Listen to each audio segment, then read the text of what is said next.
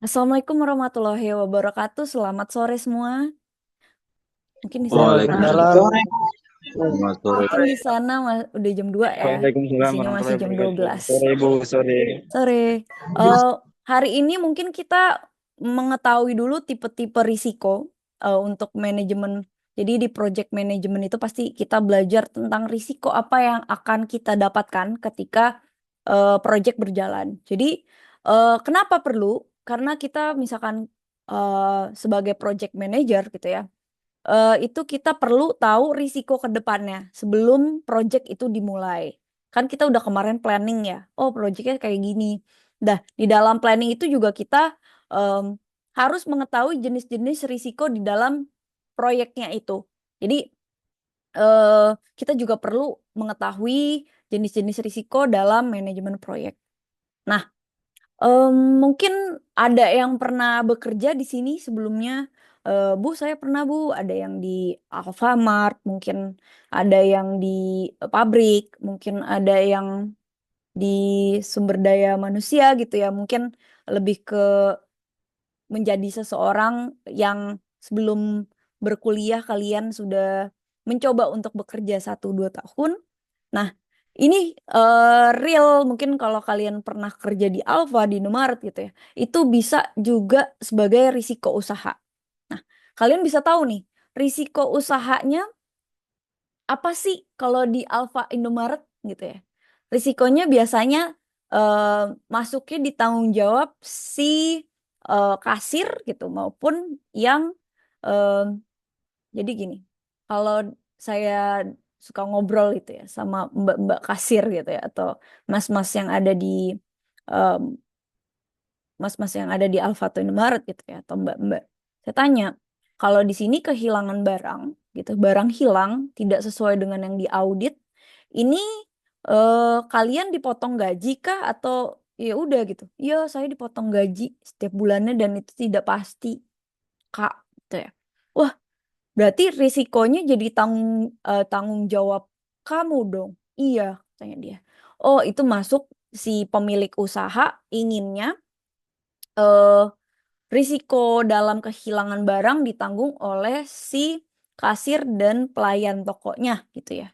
Nah, di sini termasuk dalam tanggung jawab dari risiko sumber daya manusianya, tapi masuk juga ke risiko finansial. Tapi kalau kalian pikir apa sih nyambungnya sama manajemen proyek sistem informasi? Nah, si Alfa itu sebenarnya juga bisa nyambung. Alfa itu ada sistemnya gitu ya. Bahkan kalau kalian ke bengkel, mungkin motor kalian harus diperbaiki, harus mengisi ganti oli dan lain-lain gitu ya. Itu ada sistem di mana mereka memiliki sistem untuk terpusat gitu. Jadi dari beberapa toko-toko gitu ya. Jadi kalian bisa eh, mengetahui kira-kira stok barang di situ berapa gitu terakhirnya. Nah, itu pasti ada yang audit 1 bulan sekali atau mungkin per minggu tergantung juga ownernya. Itu yang em, melihat risiko terhadap barang gitu ya. Risiko informasi yang ada.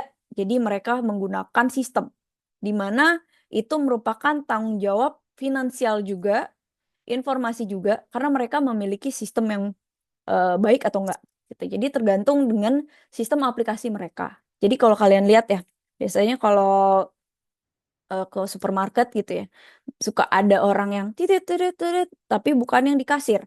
Mereka itu lagi ngecekin stok barang. Kira-kira stok barangnya ada hilang apa enggak? Kira-kira yang hilang kemana? Dicek lagi kemana hilangnya.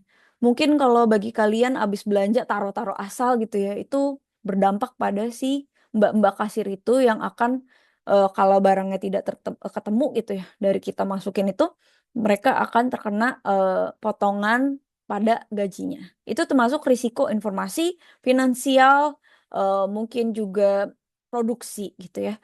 Produksi juga bisa kalau kalian mungkin saya maunya sistem informasinya nanti kerjanya di em, apa ya kalau kita bisa bilang kerja di kantoran tapi yang kantornya bukan konsultan. Kenapa saya bilang kantor bukan konsultan itu lebih enak gitu ya? Karena kalau di konsultan kita terus-menerus mengerjakan project gitu ya dengan klien yang berbeda-beda gitu ya. Tapi kalau di kantor yang memang sudah mungkin pabrik, mungkin kantornya produk gitu ya.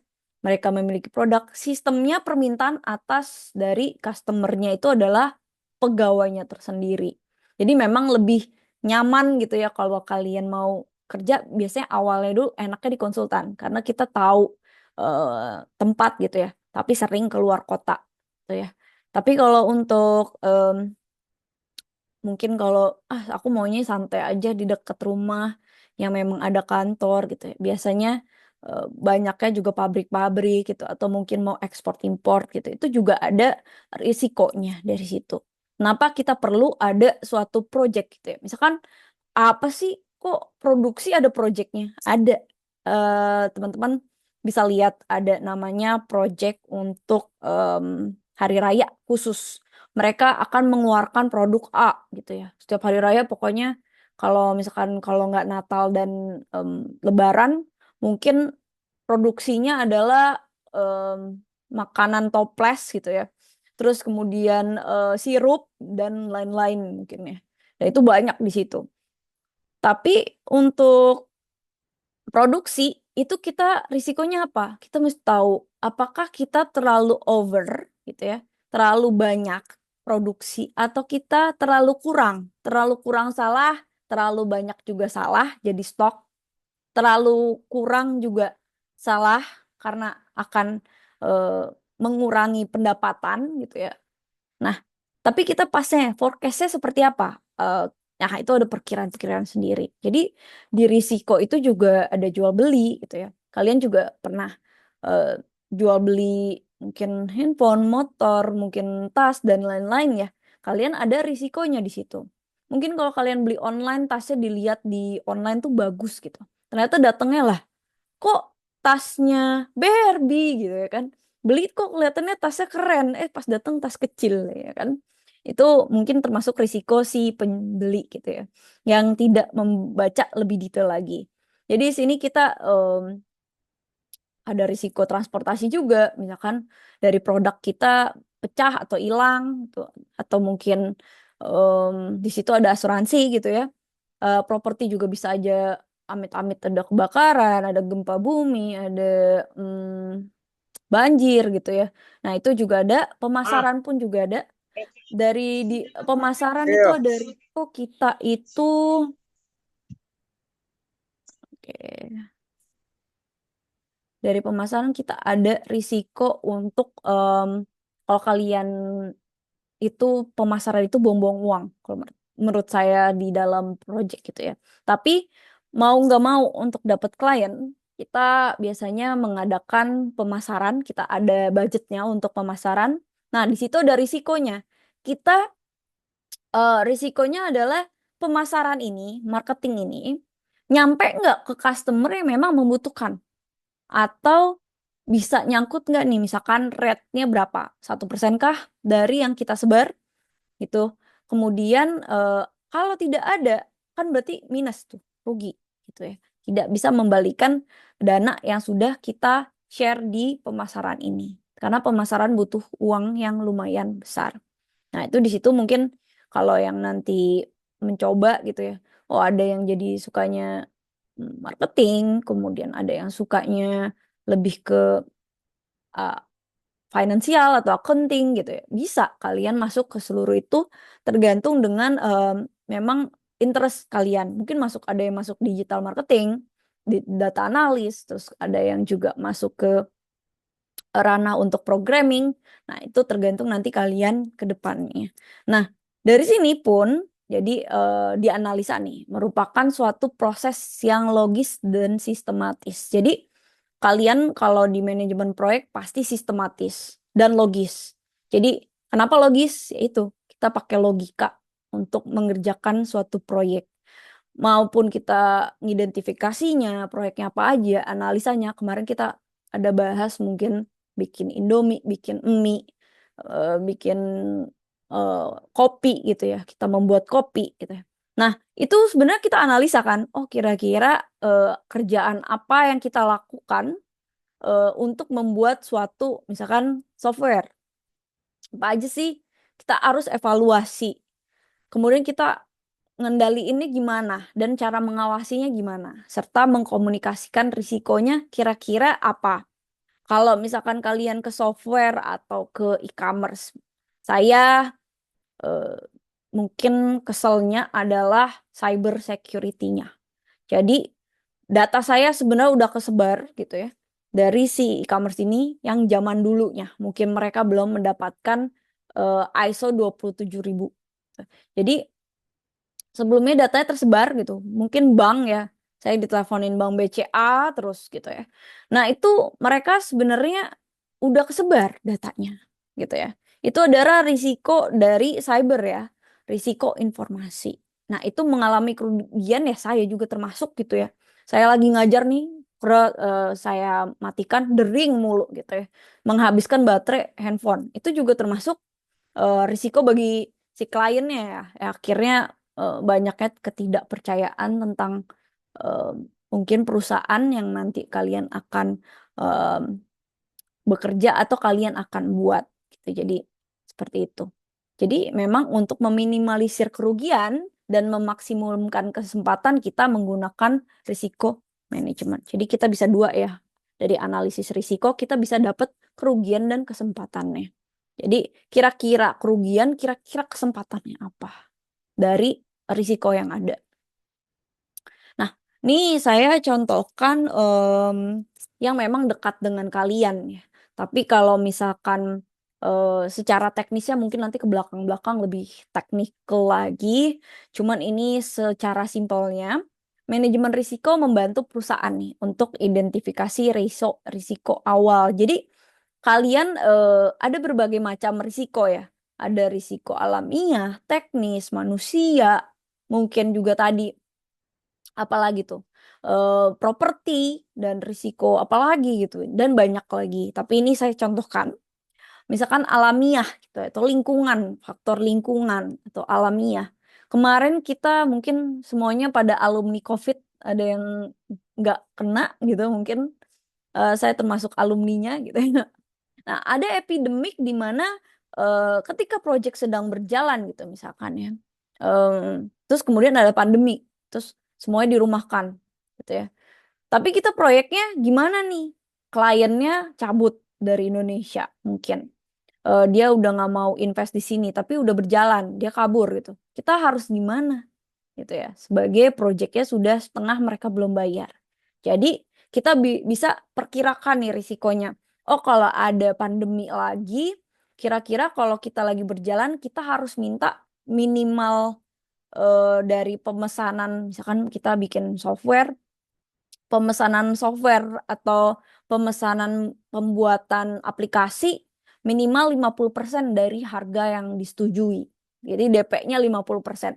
Kenapa alasannya? Karena biasanya perhitungan eh, break even point atau si kita HPP ya, harga pokok produksi kalau kalian belajar ekonomi, itu harga yang memang misalkan pulpen nih dijual harganya 3.000 gitu ya. Harga pokok produksinya sebenarnya 1.000 gitu ya atau 1.500. Nah, dijual jadi 3.000 yang untung kan si distributornya. Nah, si 1.500 ini sebenarnya harga pokoknya. Jadi kita nggak rugi kalau kita jual 1.500, tapi kita nggak untung gitu.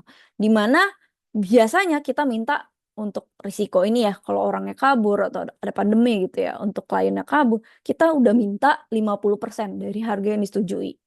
Jadi itu adalah harga pokok produksi kita. Dan kita tidak rugi kalau misalkan dia kabur, tidak menyelesaikan atau gimana. Tapi kita sistemnya, oke.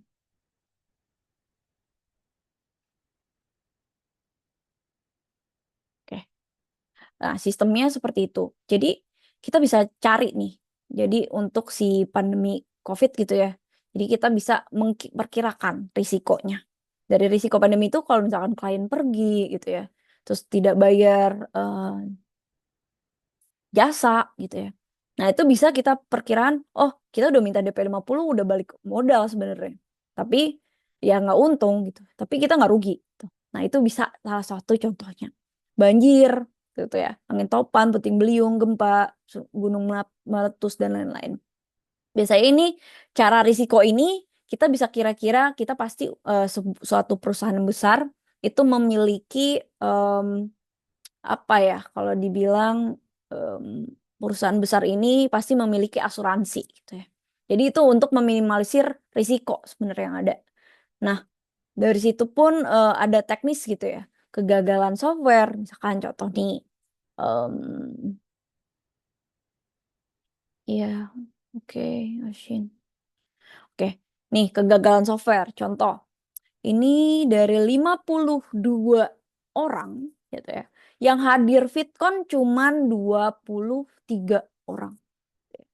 Ini sebenarnya kegagalan software atau emang dasarnya males gitu, atau memang ada kegagalan hardware yang mungkin dari jaringan juga ya, internet gitu kan. Tadi ini ada juga yang keluar izin ya silakan, itu karena internetnya kuotanya habis gitu ya. Nah, ini kan ada permasalahan di sini nih teknis. Nah, itu risikonya termasuk risiko gitu. Risikonya apa?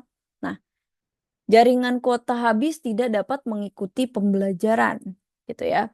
Dari tidak dapat mengikuti pembelajaran ada nilai tambah nih di akhir. Jadi tidak dapat nilai tambah nanti kalau jika tidak mengerjakan. Gitu. Misalkan seperti itu. Nah, itu secara singkatnya gitu ya. Tapi kalau misalkan dalam project, kalau kita internet mati gitu ya, itu dampaknya besar. Software, hardware rusak itu besar. Karena kita dihitungnya sama klien biasanya kalau di luar negeri itu per hour gitu. Jadi 1 jam kita dibayar berapa, terus kira-kira pengerjaan berapa puluh jam. Gitu. Jadi sebenarnya itu dampaknya besar sekali ketika kita memiliki pegawai gitu. Misalkan mati listrik seharian gitu ya. Internet tidak ada sinyal gitu ya. Ya itu dampak karyawannya tidak dapat bekerja gitu ya. Tapi tetap kita gaji. Nah, itu adalah pengeluaran. Jadi caranya gimana? Gitu. Mungkin punya genset, mungkin ada cadangan software, mungkin ada cadangan laptop gitu ya, atau mungkin cadangan laptop yang sudah di-charge yang banyak atau ada baterai dan lain-lain dari kegagalan hardware yang ada. Nah, ada cacat software juga. Nah, itu gimana? Kita juga punya beberapa. Pasti itu ada, gak mungkin suatu perusahaan cuma punya laptop satu. Pasti ada banyak gitu. Jadi ketika yang ini nggak rusak, pasti mereka ada cadangannya untuk mengganti yang kerusakan tersebut. Dan akses terkendala. Jadi mungkin seperti kalian gitu ya. Ada yang, Bu, sinyal saya nggak ada, Bu. Saya nggak bisa ikut join VidCon. Nah, saya termasuk. Saya udah tahu, oh risiko kalian kalau nggak mati lampu, kalian internetnya mati, atau sudah habis kuota, atau juga untuk mengakses mungkin cenat-cenut gitu ya dari jaringan internet gitu ya.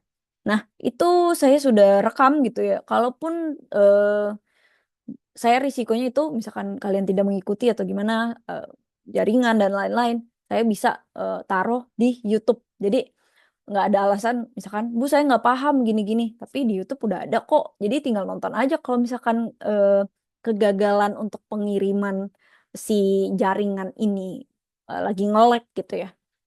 Nah, ini termasuk juga gimana caranya kita meminimalisir risiko tersebut gitu.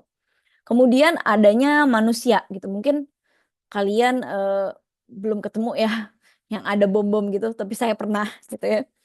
Saya lagi sekolah dengar bom di Kuningan Jakarta gitu ya, waktu zaman saya sekolah dulu gitu. Nah, itu jadi apaan tuh? Kok kayak ini, kayak meletus gitu ya. Apaan? Oh, ternyata ada serangan bom gitu ya. Nah, itu bisa aja tiba-tiba kita lagi jalan ada itu kan kita harus gimana gitu ya.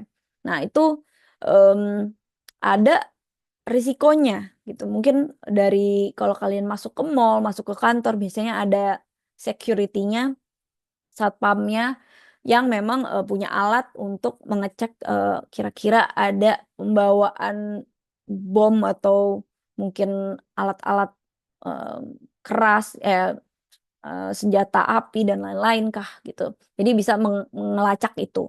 Nah, itu juga termasuk risiko meminimalisir risiko tersebut hacker gitu ya. Kalian juga kalau ada hacker nih ya, kan itu risiko perusahaan juga nih. Nah, caranya gimana? Kita juga sewa hacker gitu. Hacker untuk apa ya? Membayar hacker untuk mensempurnakan aplikasi atau software yang kita buat dari si project ini. Biasanya gitu. Jadi ya begitu. Ada huru-hara politik, itu krisis moneter, itu gimana kalau ada kayak gitu? PHK massal, kemudian ada perubahan politik yang berdampak pada harga-harga barang saat ini yang inflasinya sangat drastis gitu. Nah, kemudian gimana tuh caranya? Tuh ya. Apakah karyawan pada mogok gitu, minta naik gaji atau gimana, dan kita sistemnya seperti apa?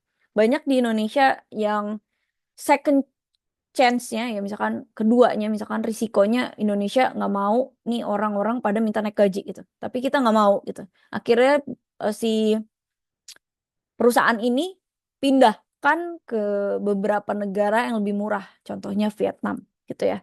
Jadi banyak kalau kalian lihat ya, tutup di Indonesia kemudian bukanya di Vietnam gitu ya. Nah, ini gimana caranya kita meminimalisir risiko seperti ini gitu ya. Kemudian pencurian dan keamanan sistem yang kurang gitu. Jadi di kantor biasanya ada brankas, ada macuk lagi, dalam lagi, dan itu ya, hanya beberapa orang yang mengetahui. Dan biasanya juga dijaga 24 jam dari shift-shiftan dari security-nya atau satpamnya. Kemudian ada serangan virus dan sabotage.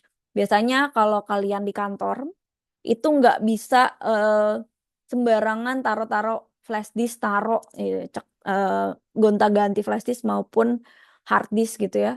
Misalkan untuk mengambil data, biasanya by email semua karena komputernya biasanya tidak melacak, ditarik karena takutnya ada virus di komputer itu yang tersambung pada server. Jadi biasanya itu risikonya gitu ya. Risikonya, dan kita meminimalisirnya seperti apa. Gitu ya, seperti itu. Nah, ada penanganan perubahan dalam manajemen proyek. Jadi sebenarnya ini klasik ya. Em, Suatu seseorang project manager ini biasanya terbentur permasalahan yang biasanya khususnya pada proyek-proyek IT gitu ya, information technology, eh, biasanya terlambat kita pengerjaannya gitu ya, softwarenya. Misalkan kita oke, kita deal aplikasi pembuatan finance, misalkan aplikasi saham gitu, kita buat sampai bagus gitu ya, dan memang terpercaya dan oke.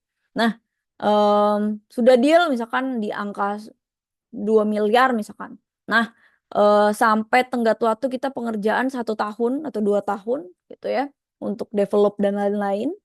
Ternyata terlambat nih 2 tahun lebih. Kira biayanya membengkak gitu ya. Nah, biasanya si owner terlalu banyak permintaan. Nah, kalau kalian ada di project, biasanya kalau owner terlalu banyak permintaan itu masuk lagi ke dalam eh, untuk tanda tangan kontrak lagi ulang gitu ya. Jadi memang ada ya nggak sembarangan si pemilik proyek ini minta-minta yang di luar kontrak proyek yang ada gitu. Jadi seperti itu. Nah, faktor-faktor penting dalam penanganan perubahan gitu ya. Biasanya ada 4, yaitu project scope-nya, waktu pelaksanaan projectnya, biaya serta kualitas. Jadi kualitas, biaya, scope-nya gitu ya, sama waktunya. Nah, nanti kalau mungkin di UTS ada pilihan ganda tentang ini, jawabannya misalkan ya, faktor-faktor penting dalam penanganan perubahan, ada 4 hal yang penting harus dipahami oleh seorang project manager gitu, dari batasan manajemen proyek. Kecuali gitu ya. Jadi misalkan A, cakupan proyek, B, waktu pelaksanaan, C, biaya proyek, D, kualitas, misalkan kuantitas gitu kan di luar ini gitu ya. Jadi jawabannya adalah kuantitas, gitu kan? Yang tidak ada di dalam 4 hal ini. Jadi bisa kayak seperti itu. Nah, dari skop sendiri biasanya terkadang kita melaksanakan proyek dari si pemilik proyeknya itu. Jadi skopnya tadi ya, kalau misalkan si pemilik proyek ini minta misalkan UI-nya kayak gini ya, deal UI-nya warna orange gitu ya. Nah, kita ada kontrak nih. Dia bisa mengganti berapa kali warna, bisa mengganti berapa kali perubahan. Nah, jika lewat dari kontrak yang ada, dia gonta-ganti gitu ya. Misalkan ganti warna bolehnya 10 kali dalam 1 tahun atau 2 tahun dari si pemilik proyek. Gitu ya. Penggantian warna dan update-update software-softwarenya itu. Nah, itu sebenarnya ketika melebihi, misalkan 10 kali, ternyata dia 11 kali, itu harus ada kontrak baru. Jadi kita harus tahu skop kita. Oh, nggak bisa Pak, ini Bapak udah sekian kali, ini bukti-buktinya. Setiap mereka minta, kalian harus ada bukti. Gitu. Karena sesuai dengan kontrak yang ada. Kalau kalian punya usaha, ternyata mereka minta AB sampai beberapa tahun, kalian akan rugi karena kalian bayar orang juga di situ. Gitu. Kemudian untuk cost, biasanya waktu pelaksanaan proyek semakin lama ya benar, budget semakin besar. Jadi memang harus ada waktu yang kita lihat. Jadi semakin cepat kita pengerjaan, semakin juga besar profitnya. Alasannya karena pembiayaan dari sumber daya manusianya itu sendiri. Bahkan juga kalian sewa-sewa kantor gitu ya, mungkin untuk pengerjaannya mereka. Nah, itu bisa lebih untung. Nah, makanya biasanya ada kok kontrak proyek biasanya seperti itu untuk para pekerja. Nah, kemudian untuk time, waktu, biasanya komponen biaya proyek. Jadi biayanya berapa, saling terkait apa enggak, antara si skopnya sama waktunya. Jadi berdekatan ya tadi ya, kalau biaya ada waktu gitu ya, berhubungannya. Kalau waktu berhubungan sama skop yang tadi ya, skopnya lebih besar apa enggak, dan waktunya lebih lama apa enggak. Jadi memang kalau di waktu kita biasanya mainannya di skopnya gitu ya. Dan biaya, dia ada dua. Sebenarnya saling bersinggungan. Nah, serta kualitas. Nah, biasanya tadi ya ada kualitas yang diminta. Misalkan saya maunya seluruh karyawan nanti untuk generate AI minimal i9 gitu ya. Intelnya RTX misalkan 3800 gitu misalkan seperti itu. Nah, itu ada memang kualitas yang diminta oleh si klien gitu ya. Kemudian harus ada di seluruh aplikasi eh, iPhone, Samsung dan lain-lain. Jujur saya nyoba UI-nya beberapa gitu ya. E-commerce deh. Itu beda-beda. Kadang ada yang pencetannya jauh di atas. Mungkin mereka masih belum develop untuk di handphone yang ini gitu. Jadi misalkan mau check out gitu ya, temu back itu nggak ada backannya gitu ya. Mau nggak mau kita harus pakai tambahan yang lain. Itu sebenarnya harus dilihat juga kualitas terhadap develop si softwarenya itu. Nah, kemudian memakan kualitas biasanya menentukan biaya juga, waktu dan skopnya. Mau seperti apa nih? Atau asal-asalan aja deh. Contohnya kampus juga termasuk ya LMS baru ini lumayan lebih oke menurut saya untuk datanya. Mungkin awal-awal berantakan, tapi makin ke sini makin oke untuk data-data penginputannya. Itu bisa diintegrasikan. Oke, Jufri Lakui. Sebentar saya open dulu. Silakan bisa Ibu, mohon maaf sebelumnya Ibu. ya. Saya izin beli kuota dulu Ibu. Paket saya Oh, sudah mau habis Ibu. oh iya ya, nggak apa-apa. Silakan, silakan. Ya, baik Ibu. Iya, Terima kasih Ibu. oke. Nah, kemudian strategi penanganan perubahan gitu ya. Nah, di sini kan kalian ada satu di antara keberhasilan yang pernah dilakukan gitu ya. Misalkan ketidakprofesionalan si pengembang gitu ya, atau mungkin developer gitu ya.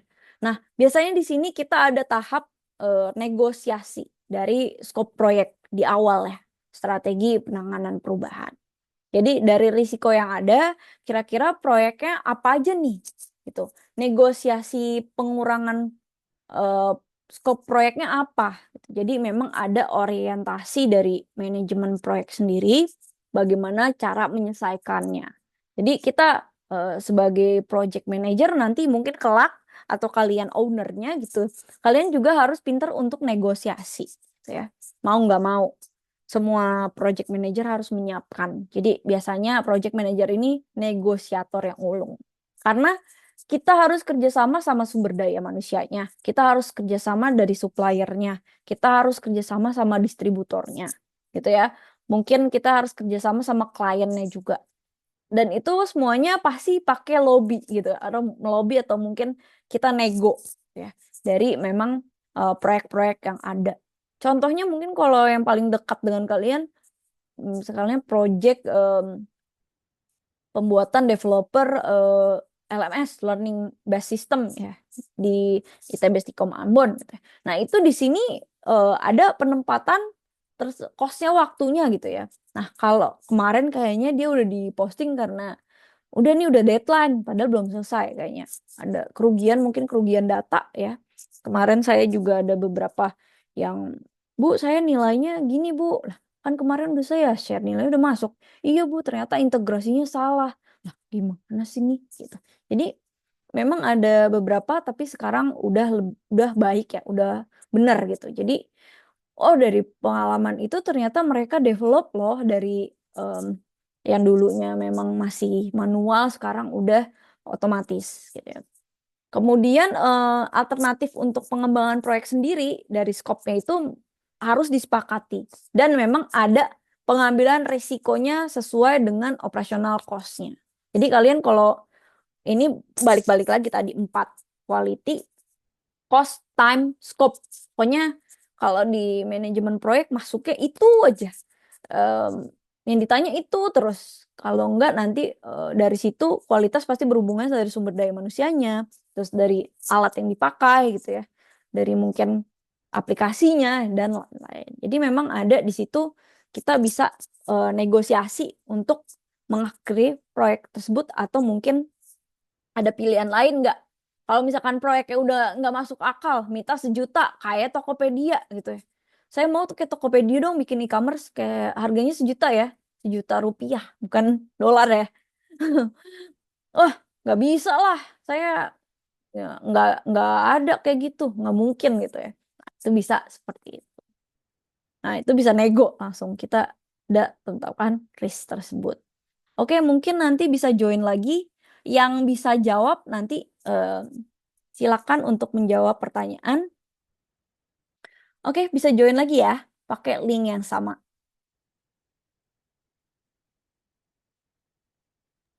Baik, Bu.